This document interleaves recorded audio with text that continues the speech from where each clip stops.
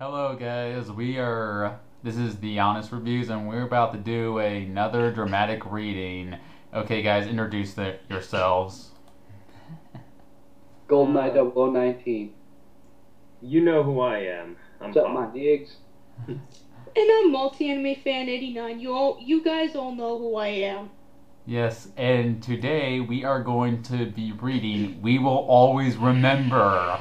You might all be familiar. Highly offensive fanfic that involves I'm explaining it, Land man. Before Time included with, what was it, 9/11? Yes. Yes, it's the Land Before Time 9/11 fanfic everyone's heard so much about. The most hated thing on fanfiction.net.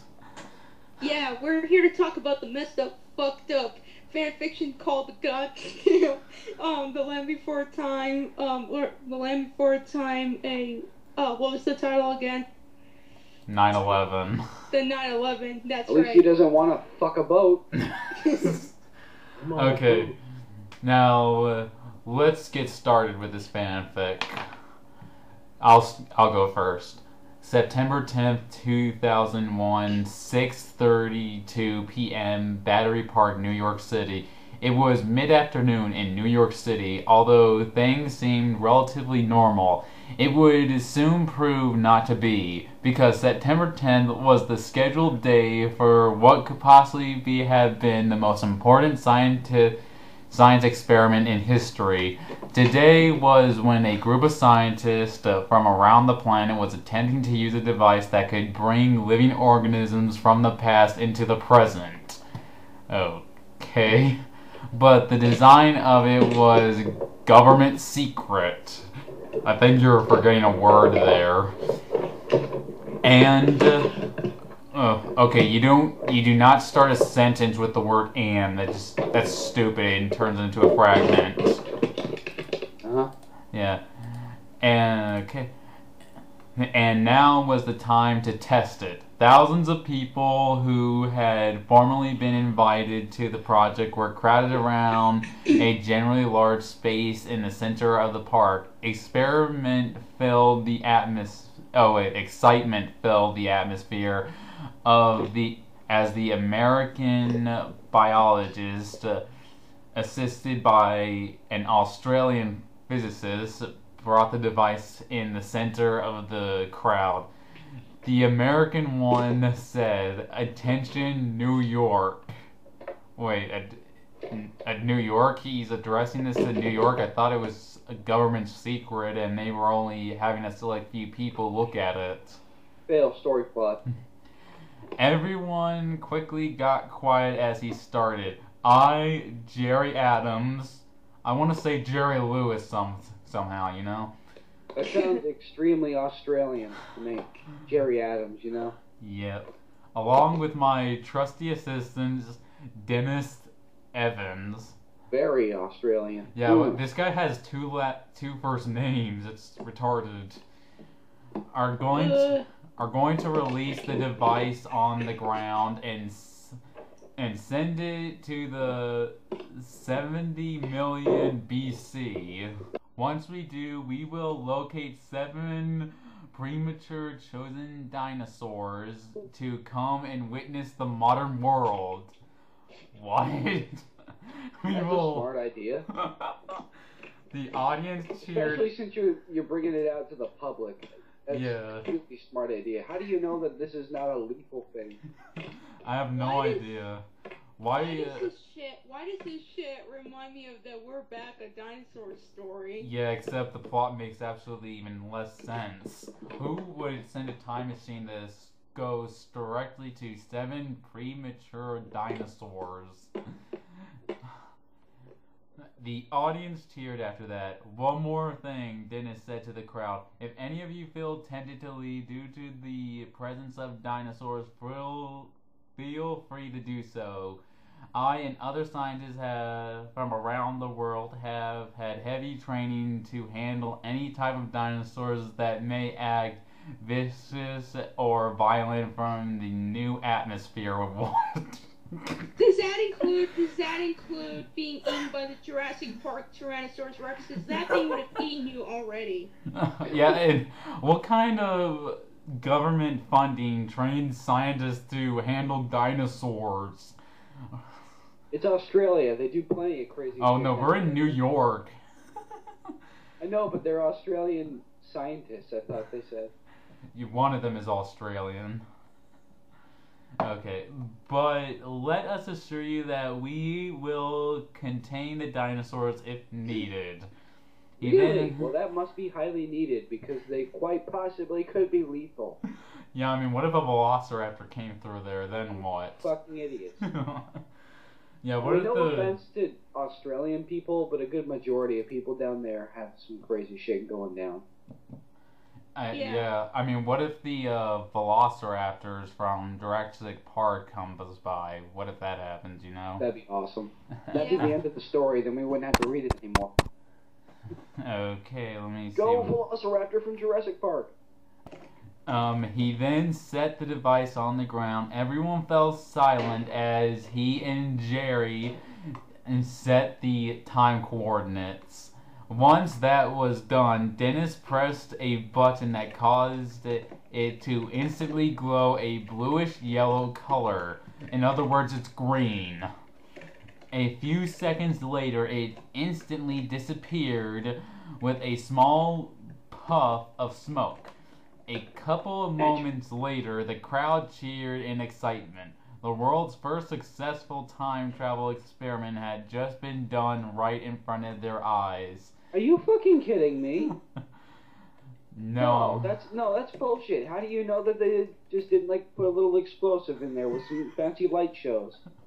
I don't know. New Yorkers are very easy to dupe, I guess. Yeah, well, yeah, it is New York. You know how it. He's just offended New Yorkers. Yeah. Apparently, and they don't know how to drive. Yes. Okay. Well, we did it, Jerry. Dennis said to Jerry. Yeah, we get that. I just hope this whole thing doesn't get out of hand, Jerry said. Then Dennis replied, "Don't worry. Don't you remember the stuff they told us at Area 51? What? Area 51? You are an idiot. Oh yeah, I forgot Area 51 was classified to make time travel possible. I mean, I only thought they were into the alien shit. Okay. It's the plain old airbase. Anyway. Okay, so yeah, Golden Knight, it's your turn now. I want to read it like a Dragon Ball Z.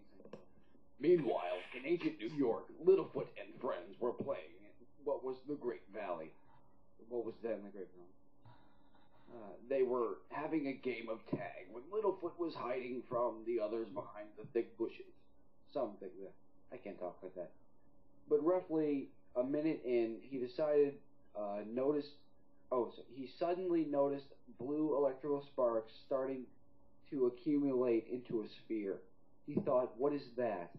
Seconds later, the sparks disappeared, and in their place was a small silver device. Littlefoot looked at it with awe. He had no idea what in the right mind. I am reading this horribly. So he yelled, "Hey guys, come look at this! I found something." He wanted his friends to see what it was. Damn it. After a few seconds, they came rushing towards the bushes. Chomper got there first. "What is it?" "Littlefoot," he asked him. Littlefoot replied, "Look for yourself." He looked to where it was. Then Chomper's eyes widened. "What is that?" he asked himself. "It's a bomb." Yeah, I wish it was a bomb. Then others came running for him. However, they were running so fast, they couldn't stop themselves when they got to Littlefoot. As a result, they came crashing into Littlefoot with some force, therefore knocking themselves right onto the device. "Hey, watch where you're," Sarah started, but Sarah's sentence slowly faded out as they noticed that their bodies were quickly being covered with an electric glow. Shit, radiation. Now they're gonna be like superheroes, you know, right? Spider-Man disease. "Hey, what the," Sarah continued. But right before she could finish, the next thing they knew, they saw themselves moving through what looked like a giant tube of energy. Okay. None of them had time to think, to breathe. That's because they were traveling right through the fabric of time itself. Wonderful. None of them, yeah. Stop at a 7-Eleven and give me something while you're going there.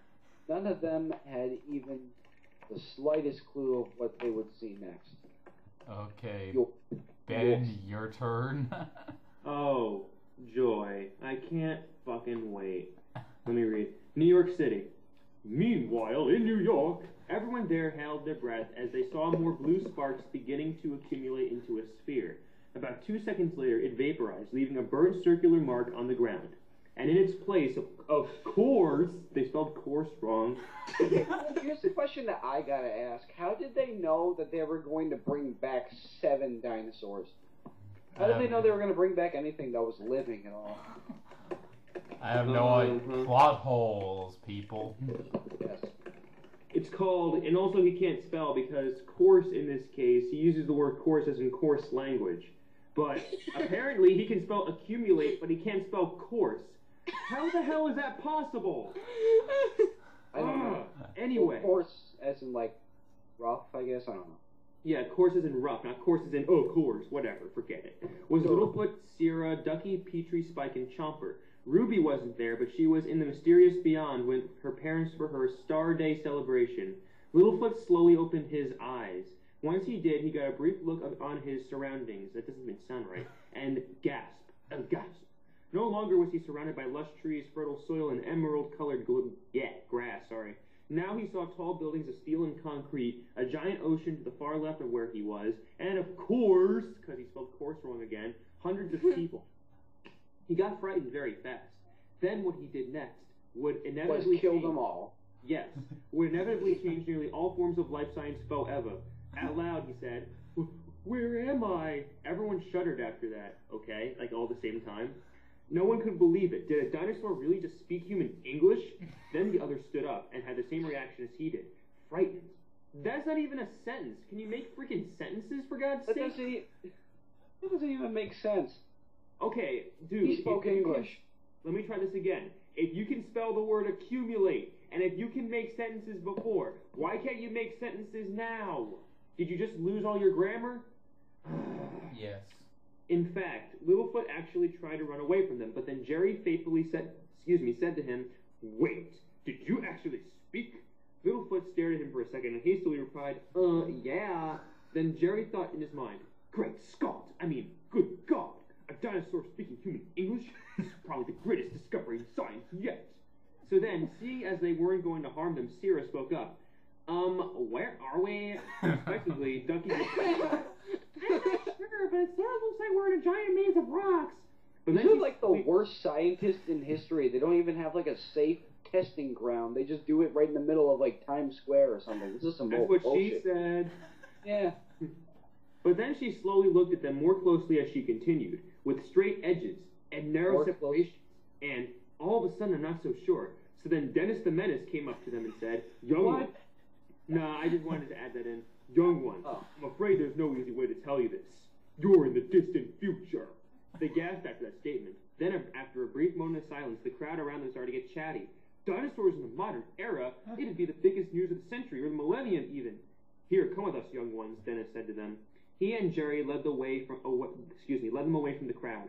As they started to walk down a nearby road, Chomper said to himself, "I'm scared. Where are we?" Then Jerry spotted a nearby bench next to some trees. He said to them all, "Here, come over here. Me and my friend Dennis the Menace will explain everything as best as we can." Then they walked over to the bench, where Jerry and Dennis sat down. Littlefoot and the others stood in front of them as they started. "Now, first off, do any of you six have any names?" Jerry started off. Okay. Shithead, dickhole, motherfucker, I don't know. Littlefoot replied, Well, we sure do. My name's Littlefoot, I'm a long neck." It only took Jerry and Dennis half a second to figure out what long neck meant. The six of them continued. "My name's Sarah, and I'm a three-horn." "My name's Duncan, I'm a swimmer, yep, yep, yep." "My name's Petrie, me a flyer." "And my name's Chomper, a shark tooth." As they all finished introducing themselves, Also known as dog poop. Oh my god. Learn how to fucking spell. Their cells. I would definitely feed these things to dogs. Oh my This god. is my initial objective. Oh, I don't even know anymore, man. Oh, this shit. Anyway, as I was That's what saying... you said during the Titanic thing. Yeah, exactly. I hate the Titanic thing, too. As they finished introducing their selves, because they can't spell their selves right, they noticed that Jerry was writing something in a notepad. They didn't bother asking what it was. Then Dennis the Menace mumbled to him, "Clearly they have different names for dinosaurs than we do." "And what about him?" Jerry Springer asked, pointing at Spike. Ducky replied, "Oh, his name is Spike. He does not talk, but he was able to say my name once. I am not sure why he does not talk." Then Dennis said to him, "Oh, by the way, my name is Dennis Evans. This is Jerry Evans." Yes, we're human scientists who study the general unknown. After a brief moment of awkward silence, Chomper asked them, where are we? Everyone says or in this. Right then, Jerry and Dennis began to lay it all down. Okay. "Okay, guys, listen carefully," he said. "In an experiment we did, we were able to bring you 70 million years into the future, and now you're in a giant city called New York City. This is essentially where you live, but in the future, even though I just said that 2 seconds ago. In space. In stereo. Now, I know this may seem new, and may be hard for you," that's what she said, "but don't worry, I promise you all that you'll have a great time here." Then out of curiosity, Littlefoot asked them, "Why'd you bring us here? It was right about that time when Dennis noticed that the people from before had followed them." And we're right. Littlefoot's fucking Mickey Mouse. Yes, exactly. He didn't bother with it as he continued. "Well, we brought you here for 2 main reasons. One, because we wanted to see what dinosaurs actually looked like, even though you have, 3D animation to prove that the case. How they acted, how they sounded. And now we happen to know that you are capable of our language." The 6 of them looked a little puzzled under that statement. Didn't you know we could talk?" Ducky asked them. Then Jerry continued, "How should we know? You're scared." He was about to say skeletons, but then he realized that it would frighten them if he did. So instead he replied, "When we found your future forms, you didn't appear to have the right organs to have speech. But now it appears that we see differently now." Then Chomper asked a question. Because we're not really scientists. We're just a couple of guys who are high right now. Exactly. Well, we are talking about Jerry Lewis and Dennis the Menace. Or Jerry Springer. Then Decide to Chomper, throw a few smoke bombs in a damn trash can and say it's a time machine. then Chomper asked a question that would change their lives forever. "Are there any other dinosaurs here?" Jerry's expression almost got depressed after that. What? So his face got depressed? What the hell does that even mean? Ugh. Well, it's kind of a long story, but there aren't. That's right. That right there instantly sent a message to them that something bad happened to the dinosaurs, but then Dennis the Menace continued for them. It wasn't until recently that we found why, too. You see, after 5 million years after you were alive, you're alive. You got the longest to read, man. Oh my god, what the hell? It's like the longest thing ever. We found out that a giant rock from space called an asteroid hit the Earth with a force of 600 million nuclear weapons. That's only one theory, though. We'll explain what they are later. Anyway, the force caused so much dust and debris to fly up into the air that it blocked out the sun, or that bright thing up there. He pointed towards the sun, assuming that they had a different name for it than they did. "You mean the bright circle," Ducky pointed out. Anyway, the sun was blocked out for so long, it caused the whole Earth to grow cold. No plants would grow, and because of it, all the plant eaters died. The meat eaters, or sharp teeth, were able to survive for a bit longer, but they still ended up dying too. It took them a solid minute to explain it all. Littlefoot's eyes were extremely wide open. He couldn't believe what he'd just been told, and it was the same for his friends as well. "And you're sure this doesn't happen until long after us?" Littlefoot asked nervously. Dennis the Menace replied, "Yes, so you don't have to worry about anything. Your children won't have to worry. Their children won't have to worry." Gee, you assholes, thanks for scaring the kids. Teach your children well. That statement sent a wave of relief towards them all. "Well, there's some good news. I just saved a bunch of money on my car insurance by switching to Geico." But in all seriousness, Sierra mumbled, and Jerry checked his watch and said, "Come on, we need to get you somewhere to sleep. It's getting late." Then they started towards the north, towards where they would spend the night. Then Littlefoot looked up just for the heck of it, and he noticed something that he didn't notice before. He saw 2 indescribably tall, because he can't spell, silver buildings overtopping the others. Is that even a word? One had an antenna on it, one didn't. And they had a slightly darker gray at the tops of them both. It was the New York City World Trade Center. Oh, God. Oh, said, no. Foreshadowing. America, be offended. Be offended. I'm going to get offended in a minute. he said to them, "Hey, what are those? What are all those heads?" They all looked up above them. "Oh, that, my friend, is the World Trade Center. They're the two tallest buildings in New York. Aren't they amazing?" That's what he said. Dennis explained. It's like, are people just like walking past these two dudes on cocaine or something? Because obviously there cannot actually be dinosaurs while people just walk by and say, "Dinosaurs, what do you think?" Hey, they're dinosaurs. They're from the Modern Art Museum. Are people like that caught up in business to just not notice like 7 dinosaurs that can speak English? Of course they can't. They're idiots. Hobbs, continue. Dennis explained. "Can we go see them now?" Ducky asked them. Jerry Bruckheimer, "Maybe tomorrow. But right now, we need energy for tomorrow. Way to repeat yourself." With that said, they started back towards Battery Park. On the way there, they passed a mass amount of people heading either back home or back to work. And nobody noticed, and nobody gave a fuck that day. About 3 minutes later, they were on the southernmost tip of Manhattan Island. They were getting settled for the night. "Well, just so you don't get worried, me and Jerry Bruckheimer are going to stay here with you all," Dennis the Menace said to them. Then he and Jerry Lewis went to lay on separate nearby benches for the night, even though they could probably sleep into their own rooms. It all seemed peaceful throughout the still busy city of New York. That doesn't even make any sense. Unknown to Dennis and Jerry, their colleagues secretly decided to throw Molotovs at the dinosaurs. The end. Let's go. Aw, it's not... I wish that happened. About an hour after he fell asleep, Littlefoot was woken up by a voice whispering to him, "Littlefoot, get up!" It was Sierra. Then Littlefoot opened his eyes, stretched for a brief moment, and then whispered back, "What is it, Sierra?" Then Sierra replied, "We need to talk. It's about those humans." "Oh no!" Littlefoot looked puzzled. "I don't think I trust them, Littlefoot. I think they're up to something." Littlefoot looked at her for a moment with a puzzled expression and said to her, "Sierra, what are you talking about?" Then Sierra replied, "Littlefoot, I don't trust them. For some reason, Molotov your asses. For some reason, I feel like something bad is going to happen soon." Molotov. After a brief moment of silence, Littlefoot said to her, "Sierra, go back to sleep." And then he laid down and closed his eyes. But although he didn't want to say it at the time, he actually felt the same way as well. For some reason, he couldn't shake the feeling in his stomach that something bad was going to happen soon. But he just didn't know what. Okay, now Anna, it's your turn. Oh no, not me. Yes, it's your turn. And you get to read the flashback. Your turn. Oh, shut up. Anyway, the next morning, 7:30 a.m. The following morning, they all woke up to Dennis saying to them, "Come on, we're going to..." Stop laughing. Don't laughing at Vegeta. Read it, Anna. It's the first sentence, Anna. I have a feeling this is going to be so bad. Fail. Okay, come on, we're going to see the city today. The 6 of them stood up. Ducky said it to Dennis, even though I want to say Dinas for some reason. Yeah, okay, can we go see the she couldn't remember the World Trade Center. Never mind, she said.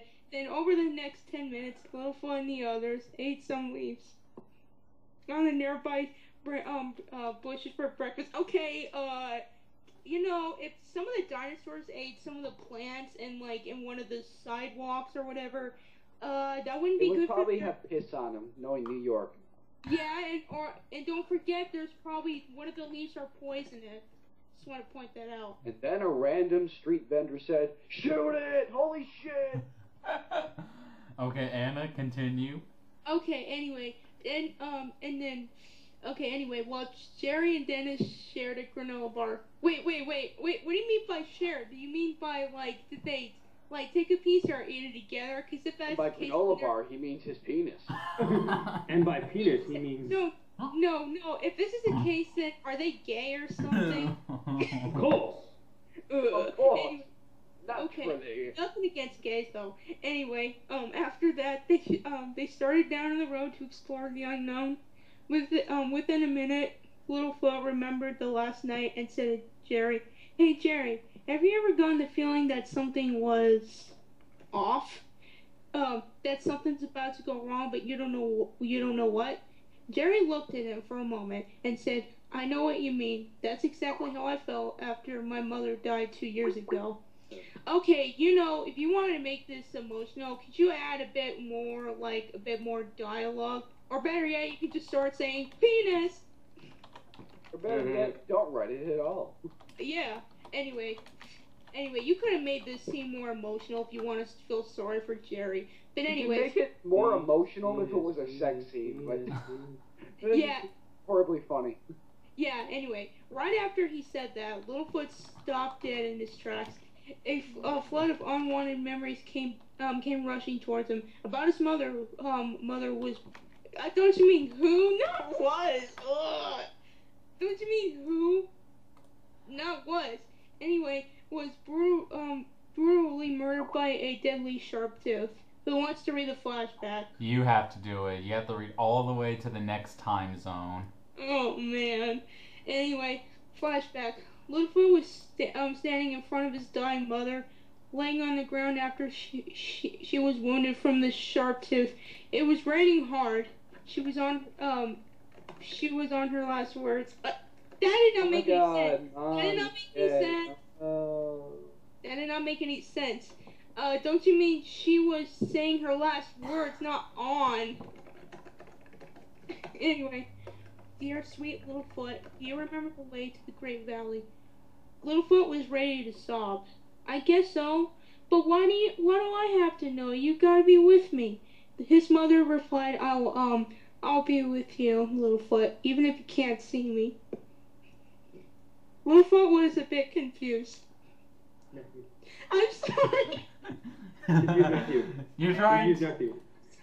Yeah. I'm sorry. It's just that I'm so sick and tired of these people. Every time they.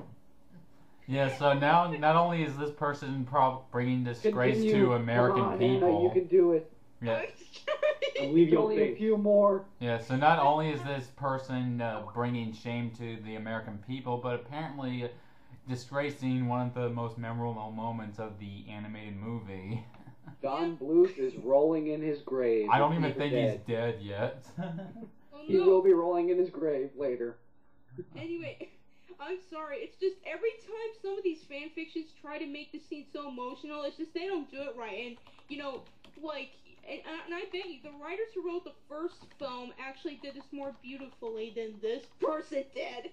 That's why I'm laughing. Like I said, oh my god, Mom, you're dead. Oh no. Yeah. That's Okay. pretty much it. Now continue, Anna. Yeah, I'm sorry. Anyway, I'm not laughing at the fact his mother died. That scene actually made me cry. Anyway. Get on with it. Yes, get on with I it. am getting on with it. Then do it. I will. Just saying. Anyway, what do you mean if I can't see you? I can always see you. Then, with her last words, his mother said, "Littlefoot, let your heart guide you. It whispers, so listen closely." Then she's. I'm sorry. Damn it, Anna, are you gonna do this or not? I'm sorry. It's just you gotta edit out some of this Must stuff. we get the punishment stick? Yeah, I get the punishment stick. I deserve Have it. to stick. Masochist. Do I have to cut you? No, you can go ahead and cut me. Just hurry up. I am. Besides, my dad's gonna be home any minute, and I'm kind of nervous. Anyway. Okay. Anna, continue. I'm trying. We haven't even gotten to 9/11 yet.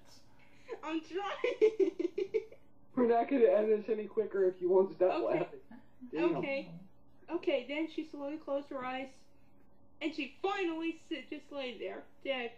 Mother. I'm not dead. Shut up, you're dead. And flashback. Yeah.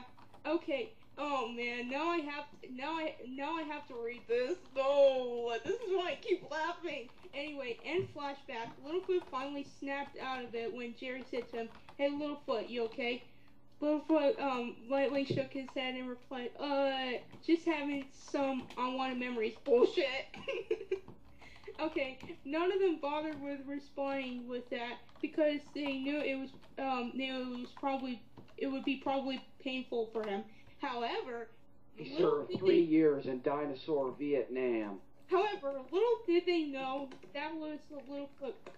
No wonder I keep laughing at this because some of these sentences do not make sense. You shut up. You shut up. Anyway, that was whatever. Felt that day is how all of them would feel in about 2 hours. Finally. Okay. Yay, now it's my turn. Thank you. Okay, 3 blocks north of Battery Park. About an hour and 15 minutes later, they were about 6 blocks north of Battery Park. It just said they were 3 blocks north. Inconsistency much. Not long ago, they were at the Center Plaza of the Twin Towers. How convenient. And now they were on their way to see the other sites of New York City. They were walking up Liberty Street. Wow, the Twin Towers were bigger than I thought. Yes, we get it. This is a story about 9/11. You have to keep bringing up the Twin Towers over and over again. Yes. Chomper said. Then Dennis the Menace said to him, "They sure are. They're the pride of New York City." You mean like Pride Rock? Sorry. Yeah, like Pride Rock. Then Jerry Lewis said to Dennis the Menace, "So where to next?" Then Dennis the Menace pulled out a piece of paper with directions for all. Slingshot at Mr. Wilson. The end. A paper with directions to all around the city. If I'm not mistaken, we should be on our way to Woolworth's building. But right as he finished that sentence, he began to hear a faint sound, which he began. Yeah, he began to hear a faint sound. Yeah, it makes no sense. Which was steadily getting louder. It sounded like the airy noise of a jet engine. Hey, I think a plane. So soon? Yeah, I think a plane's flying over us, Dennis the Menace said. Well, it's around the 21st century. Planes flying above people is not uncommon. Okay, evac everybody from the World Trade Center and just put those things inside of the building. Yeah. In the exact level where the crash was held. Thank you. But then a concerned tone, Jerry Lewis said, God, is it me or is that plane flying a little low?" The 7 of them walked up to Jerry Lewis and then looked to the up left side of where they were, where the jet sound was heading. A few seconds later, the plane came back into view from behind a building, but where it was heading shocked them. It was moving straight for the north side of the World Trade Center. None of them said a word. Oh, God. Okay. Oh, no. GoldenEye, your turn. Well, this is an exact... No, I thought you were supposed to read through that, and then when it says 9:03 a.m. Battery Park, I read.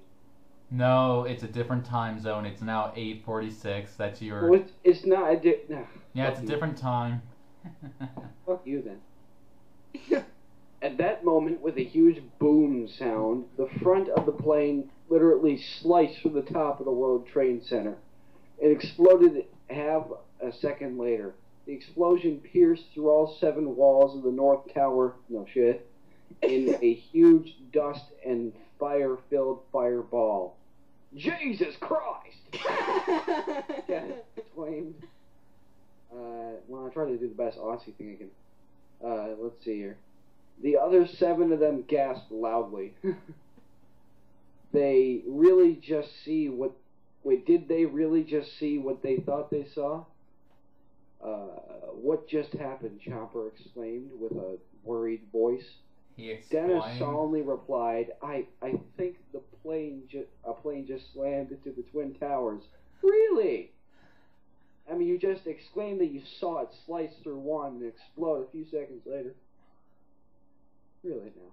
None of them could speak after that. Then giant amounts of black smoke, dust, and debris began to pour out of all 4 sides of the building. Right then, the people around them were starting to run either towards or just running. I believe they were running away. I don't know. I thought they were running away from the Twin Towers, knowing that they were blowing up. Don't you think? Yeah. Right. Yeah. If a building exploded up near me, I would just run away because, you know, if a building explodes, there's a good chance it's going to collapse. Beginning to panic. So I think we have to check this out now. Dennis said to them. So then they started towards the now burning World Trade Center. Yeah, you guys just go in there and jump into the fire for me, attempting to get a better look at the unfolding disaster. Okay, Hobbs, it's your turn. No, you know what? No, I'll take this because you're an asshole. What? Michael, There's not that much paragraphs left. I don't care. I don't care. He can take the next one. 6 minutes later, they were all directly in front of the North Tower, staring straight up. None of them could believe it. None of them wanted to believe it. Many other people were also around them, staring up at the tower. It was erupting with black smoke. Why would anyone do that? I don't know. Jerry, what did you call him again? Lewis. Jerry Lewis. Well, you know what? I'm going to call him Jerry Springer. Yeah. Jerry Springer asked himself. Then a hopeful thought came over Chomper. What was it, an accident? It wouldn't matter, really. He asked. Dennis replied, I hope so. Either that or the pilot was drunk. Well, then they wouldn't have let him on the plane.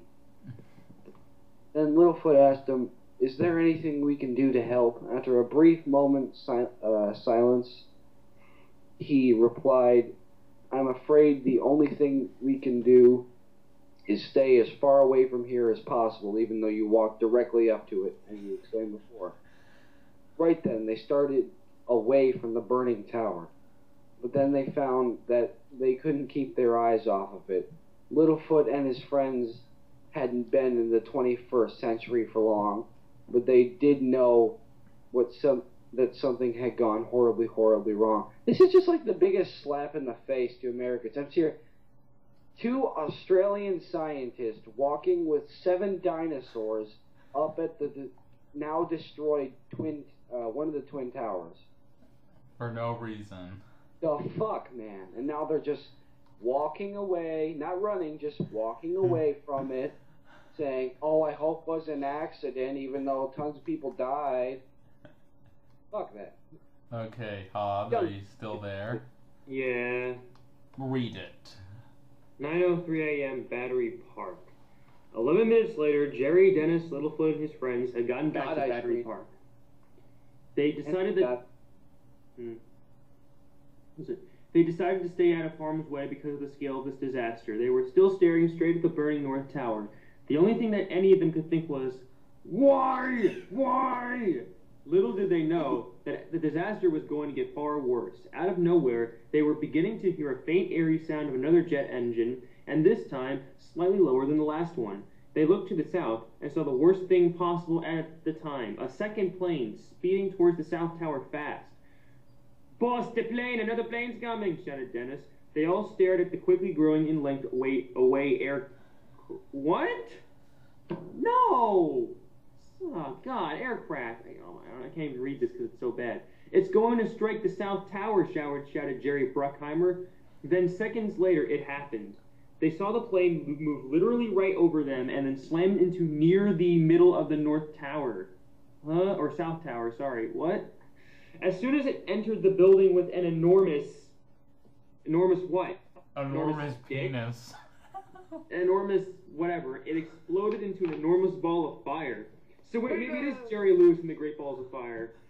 It began to rain steel debris from it while shooting out pieces of other debris. It took nearly 10 full seconds for it to disappear.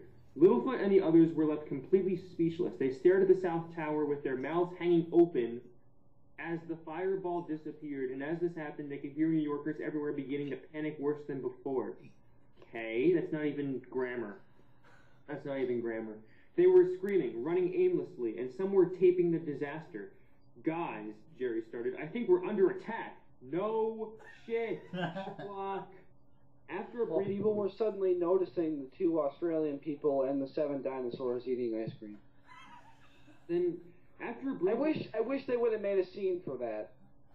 After a brief moment of silence, Chomper asked Would him, fit. "How can you be sure?"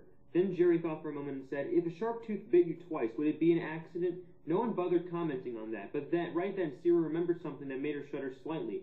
Dennis noticed and then said, "What's wrong, Sierra?" After that, Sierra made a dark face at him. Then with a loud huff, she suddenly ran away from it all. "Wait, Sierra, come back, come back!" What's wrong? Wow. The fact that you brought fucking dinosaurs that speak English is wrong at this moment of time. You fucking stupid idiots. Yeah, what about come back one? Come back, come back. For a brief moment, he felt a wave of deja vu hitting him. So she can, the author can spell deja vu, but she can't put an exclamation point after the word come back.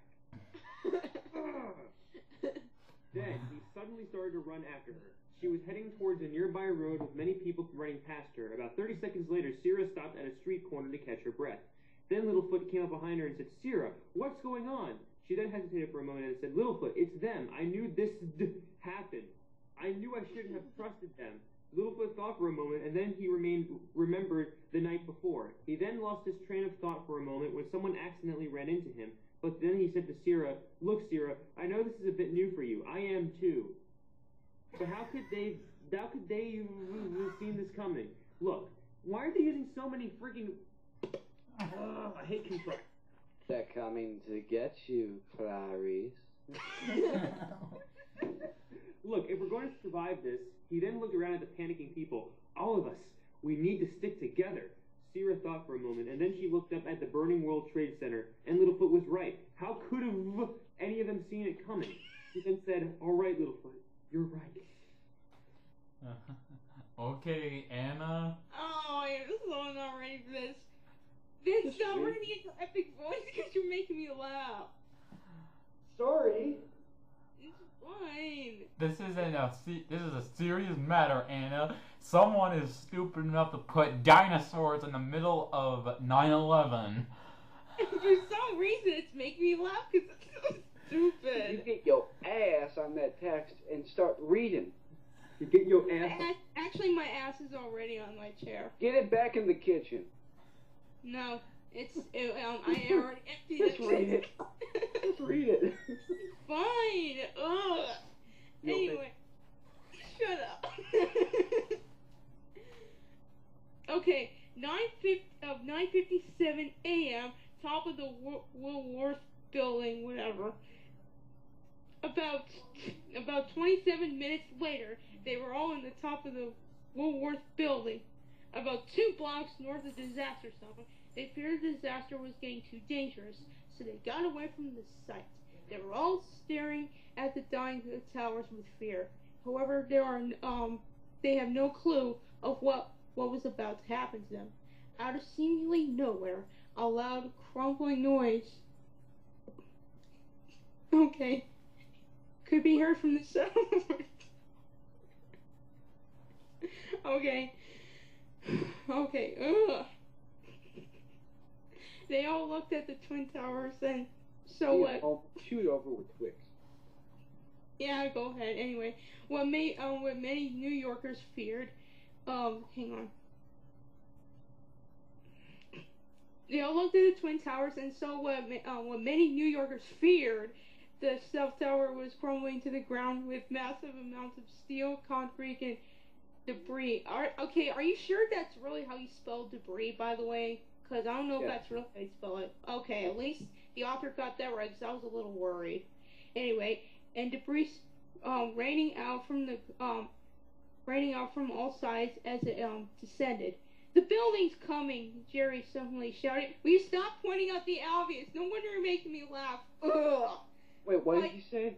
He said, "The building's coming down," Jerry suddenly shouted, and I was like, "Well, stop pointing out the obvious." Oh, well, you didn't say down, so I thought he said the building's coming. I was gonna make a dick joke. And you should have. That would have made it funnier. Anyway, by now none of them could move. None of them could think or breathe, for that matter. Then Dennis Morgan. I'm gonna call him Dennis Morgan. Said, "How how'd that happen? Weren't the Twin Towers built to withstand an airplane impact? Then Jerry No. looked at him. Yeah, no. Because Anyway, that's not an everyday occurrence. Durr. of course not. Anyway, it doesn't matter now, he said while blinking back tears. Not long after the South Tower completed its descent, massive amounts of dust were beginning to run down the narrow buildings, canyons, as if it were some sort of monster flood. I don't know what that's supposed to mean, but whatever. Okay, that's when Chomper looked back and saw Littlefoot curled up to himself in the corner of the room they were in. Chomper walked over to him with a concerned look on his face. Littlefoot, are you alright? Littlefoot did not reply anyway. Sorry, I don't know, Chomper. Okay, what happened to Littlefoot right there? I mean, is he dead or what the fuck happened? I don't know what happened. Anyway. You got foot pocket. I have no idea. Anyway, I don't know, Chomper. I mean, we only been here for a day, and now something terrible has happened. And I know that these humans deserve better. Right then he suddenly dropped to the floor weeping. Sarah and a few of the others came over to him and tried to comfort him. But no matter how much they tried, they couldn't deny the fact that they were under attack. Both of them and the humans alike. After a solid minute, and then suddenly a Nazi came behind Sarah and shot her in the face. Please be quiet. The end. Anyway, after a solid minute, Littlefoot finally stood up. Oh, now he's getting up. Oh, okay, thanks for clarifying me that. Anyway, it was clear to Jerry and Dennis Morgan that even though they were dinosaurs, they all understood the gravity of the situation. Right then, the cloud of debris has hit the base of the Woolworth building and still advancing in all directions. It was clear that nothing could have done to stop the North Tower from doing the same, unless they could somehow help at the disaster zone. Okay. Thank you for the reading. I'll get back to you shortly. Sure, thank you, Michael. Okay, at 10:18 a.m., the base of the North Tower. 21 minutes later, Littlefoot and the others were at the base of the North Tower. Yeah, you already said that. For the past 10 minutes, they'd been doing their best to help people any way they could, ranging from helping them to ambulance to just giving them hope. Okay, so I guess they couldn't save them from dying. And dinosaurs were helping them to ambulances and giving them hope. Dinosaurs randomly went up to injured people and gave them hope. Yeah. I guess they practiced Christianity. I didn't know that. That's wonderful. Hey, you know what? If dinosaurs can invent the English language, why can't they invent Judaism and Christianity? I have no idea. I guess there was a Jesus dinosaur back then. Mm-hmm. Okay. And Jesus dinosaur said, "Let there be green." I don't know. Okay, and again, you don't start sentences with the word "and," you fucking idiot. And now they needed to go inside the North Tower to try and help anyone who may be inside. Maybe is one word. So they all went inside the tower. Yeah, that's a smart move since the last tower just came down. Ready for anything that might come their way. Okay. Tower. It is a smart move. Yeah, okay. Don't tell them that they'll die. Yeah, I'm gonna spoil it for everyone. The tower collapses, they all die. The end. Awesome. Cool. Just we all kidding. wanted it to happen. Yeah, just kidding. Okay. When they got inside, they were awestruck. I think the correct term is dumbstruck, dummy. Although they knew what was happening, they couldn't help but be amazed by what they saw, mainly at how large it really was. A few seconds later, they snapped out of it and tried to get up to the nearby staircase. Is there anyone in here? Dennis the Menace called out. But before they knew it, they heard the sound of a man calling for them. Help was all he said, over and over again. It's coming from this way, said Sarah. You know what? I'm starting to think that radioactive shit they recovered in earlier is actually like Spider-Man virus, because to me it sounds like they're acting like superheroes now. Yes, indeed. Spider-Man virus, activate. Okay, said Sarah, looking over at a sort of glass bridge that ran over the bottom lobby. So they all ran over to the glass bridge to see who was calling for them. Then they came across a man who was struggling to stand up by the end of the bridge. Then Jerry Lewis ran up to him and said to him, "Sir, are you all right?" Then the man looked up at him and then said to him, "Please help me. I think my lungs got damaged when the South Tower collapsed. I have asthma." Then you shouldn't be able to say those two sentences then if you have asthma and all that. Reminds me of Ozzy Osbourne. Yeah, and yeah, I mean, also you don't if a person's supposed to pause in the middle of sentences, you're supposed to have what's it called again? I just forgot oh yeah, you're supposed to have ellipses, not the hyphens. And like I said, if this guy has asthma, he shouldn't be able to talk this much. Jerry Lewis looked at him with concern. "Don't worry, we'll get you to a hospital as soon as we can. Thank you. By the way, my name is Jason Voorhees." No. Okay, it's actually Jason Smith, but that's a very stupid name anyway, so it's Jason Voorhees. No, that's me. Then he looked past Jerry Lewis and shuddered. "Hey," he said, pointing at them. Jerry Springer. Jerry Lewis sounds better. "I've seen you. You're those dinosaurs that came here yesterday." His expression started to lighten because he saw a bunch of... Away! Yes, because dinosaurs have the power to bring people hope with their power of dinosanity. I'm telling you, Spider-Man virus. Yes, and it's all thanks to Jesusaurus. Suddenly, Chris Chan and Sonichu appeared out of nowhere. Anyway. Yeah, Littlefoot replied. Then Jason Voorhees said, "Rough start, huh?" Littlefoot ignored that comment as he and the others started down the stairs to the bottom, with Jerry Lewis doing the best to support him while walking. About a minute and a half later, they were out of the building.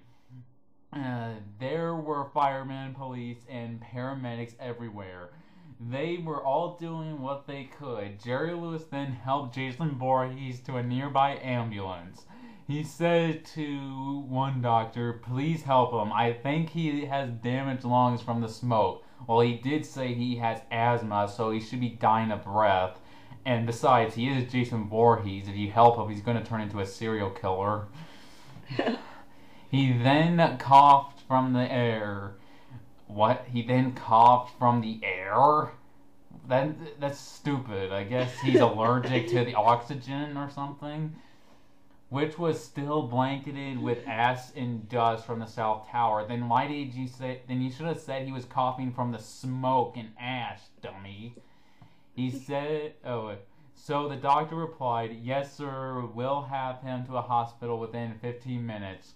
She said as she carefully set Jason Voorhees on a rolling bed in the back. Then Jason Voorhees said to Jerry Lewis, "Thank you, may God bless you."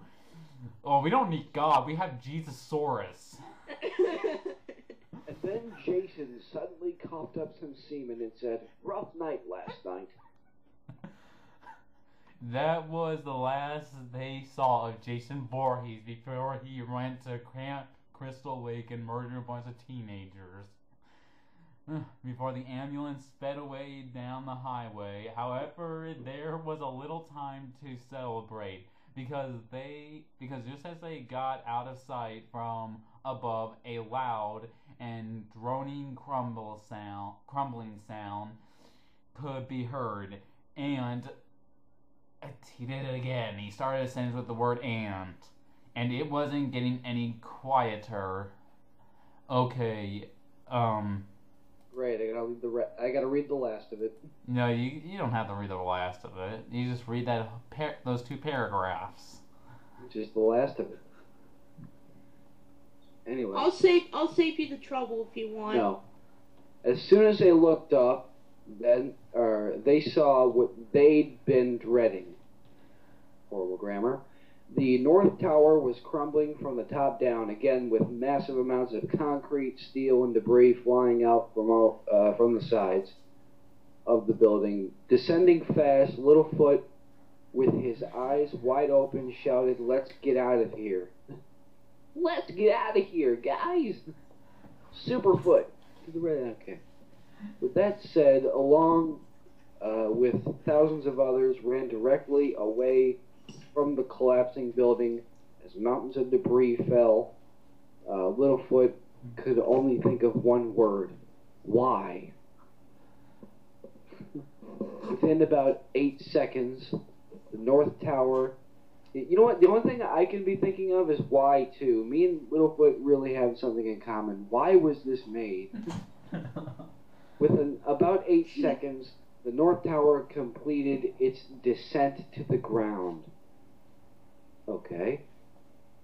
Floods of dust were now spilling down the streets, and just before the cloud hit them, Dennis the Menace saw an open door in a nearby building.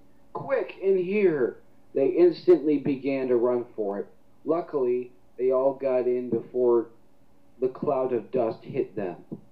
Oh no, a cloud of dust, we're all gonna die. Okay. When they were in, they were all stunned by what just happened, as if you weren't before already. It was unthinkable for the 2 tallest things in New York to crumble to the ground. Isn't the Empire State Building taller? Yeah, I thought it was. It actually was a bit shorter than that, but now it's as big. Because, I mean, when the Twin Towers were up, yeah, they were the biggest things in New York City. Okay. In fact, they originally never expected the towers to crumble to the ground the way they did. They all tried to catch their breath. Did the North Tower just fall? No shit, it just fell. You watched it, Chomper shouted. Then Dennis hastily replied, I think so. It took a solid minute for that to sink in. It was unthinkable. How could it have ever happened? Once it soaked in, Littlefoot said, "What'll we do now?" Jerry thought for a moment, then he said, "I guess we should go out and assess the damage." Okay. Assess? That looks like asses to me. ASSESS. I'm just saying. So, with that said, they started out into the smoke-blanketed streets, even though they only used up about 30 seconds running away from a cloud of smoke, or dust, or whatever. It was very hard for them to breathe from the smoke, but they were able to hold out. About a minute of walking later, they finally reached the World Trade Center site. Massive amounts of smoke were rising from the rubble. None of them could say anything. The only thing that they could think was, I hope that... I hope that will never happen again. Okay. That's all I got. Oh, really? I hope Okay, that... Youngblood, what about you? Dude, 1 month later, making a Zelda CDI reference, it was October 11th, 2011, 1 month after the disaster. Most New Yorkers had decided that whoever planned the attack shouldn't win them over, so they continued their daily lives as before. But for some reason, Littlefoot and his friends couldn't quite ignore it. But they mostly had to, because today was supposed to be the day they go back to the Great Valley. They had been living in Battery Park, but relocated to Central Park about 2 weeks earlier. As before, thousands of people had crowded around the center of the park to witness the departure of the dinosaurs. Jerry and Dennis were setting up the device to send them back to where they were. Littlefoot and the others were standing behind them as they set up the device. Dennis the Menace said to them, "All right, we're going to send you back to the same time and day as you left.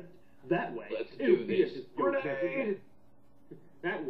be as if your faces never left."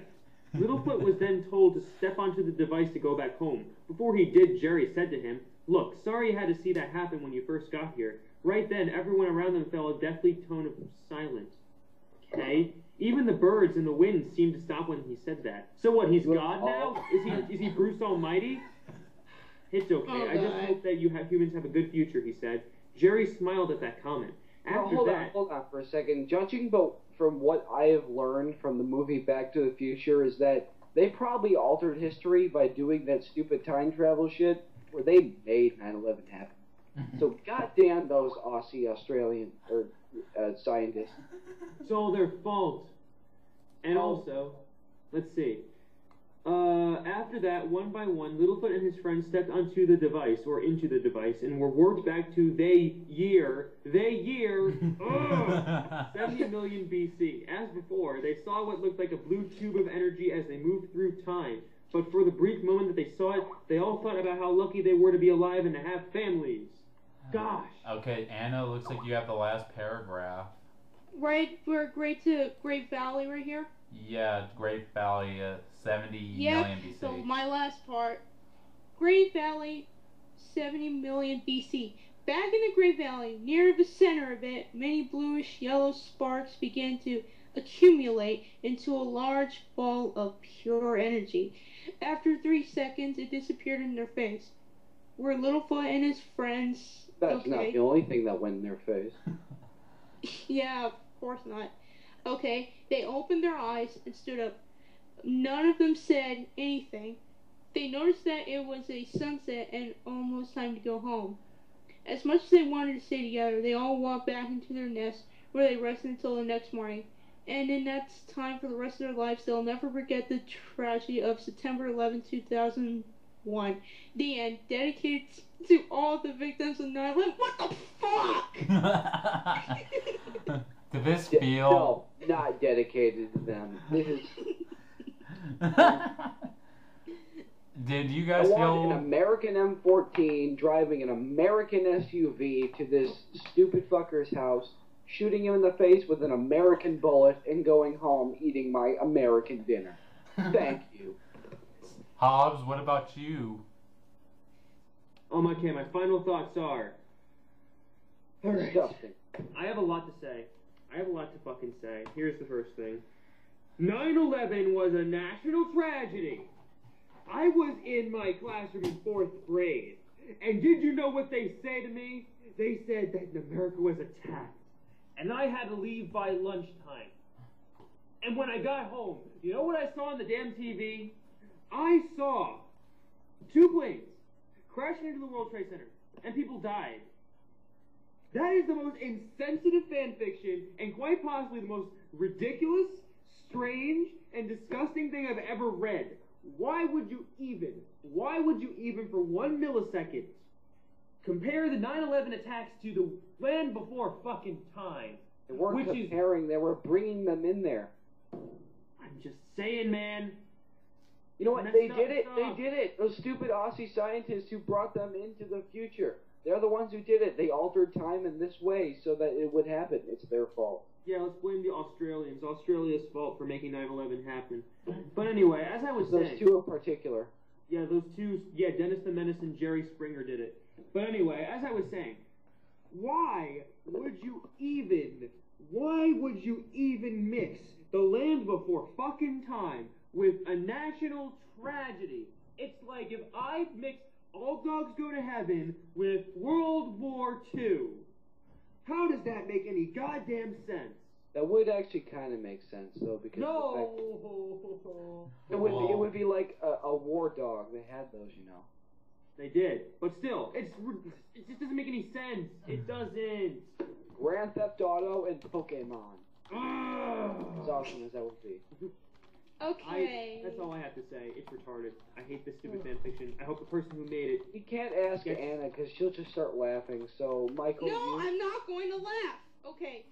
All I have to say is that this is one of the stupidest fanfictions I have ever read. No wonder I was laughing throughout the whole freaking time I was trying to read this, because how stupid it is. I mean, what the fuck? I mean, I thought Belmont's fanfictions were bad, but this is a piece of crap. You know, I mean, my God, you know, why would you mix the, 9/11 to The Land Before Time? And you know what makes me feel ashamed? Because The Land Before Time is one of my favorite animated films, and you mixed that with fucking 9/11. Nerd rage. Okay. That's all I have to say. Go ahead. Yeah. Basically, this fanfic is, without a doubt, offensive to everyone that lost lives in 9/11. And by the way, we just read a reposted version of this. The original was just completely, utterly retarded. Where there was a scene in that one where some guy in the attack decided to commit suicide for no apparent reason. And, you know, what offended me the most... I jizzed in my pants. Yeah, but what really is stupid the most is that when the first fanfic was up, there was an actual victim of 9/11 who reviewed it, saying how offensive it was and how real disgusted the person was for having the fanfic.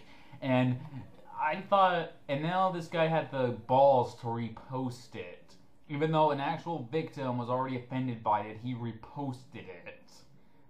I don't know, and how much of a coincidence is it that this was reposted 3 days after Osama bin Laden's death? It's just not gonna fly. Yeah, but all I'm glad that this story has been taken down yet again. But other than that, I'm gonna go and read a parody version of this fanfic, which is actually pretty funny, and does a good job at making fun of this little asshole right here. Are we gonna do the Call of Duty Land Before Time thing next? That'd be fun. Or we could possibly read the, since her name is GoldenEye, what about Land Before Time and GoldenEye? Did they actually make that? Yes, they actually made it. It's just gonna get owned. I am there. Okay, well, that's all we have for today's random Skype chat. And next dramatic reading, we're probably going to look into Land Before Time and James Bond.